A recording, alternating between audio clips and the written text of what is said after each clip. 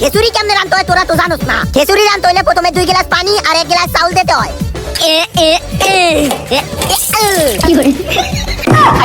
এ কপাল পুরা তুই গ্লাস উঠে এটার মধ্যে দেছস কিন নি গিয়া। ভাই গ্লাস উঠা দিছি, গ্লাস তো আয়রন খাই আমরা আয়রন ম্যান হইতাম গা। তোমরা কোনানকার বলদ, যাও দেছস ভালো করছস, এখন হালকা অয়েল দিতে হইবে। ভাই এবার কয়েল দিয়ে দিছি, স্বাদ হইবে না, দেখ অনেক স্বাদ হইবে।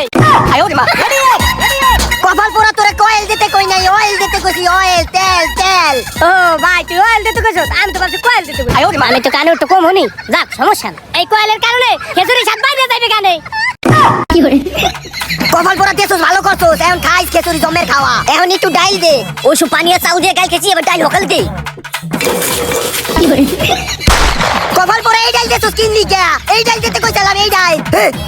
বলদ গো, খিচুড়ি রান্না হই গাইতে আইছি। ও ভাই বলে মিস্টেক হয়ে গেছে গা আবার। এ ভাই তোরা তো সব কিছু দিলি, তো খেজুরি আলু ঘুরা দিবি না, ঘুরা না দিলে তো কাঁচা থাকতে দেবে না। তা আমি ঘুরা দিতে দেখ।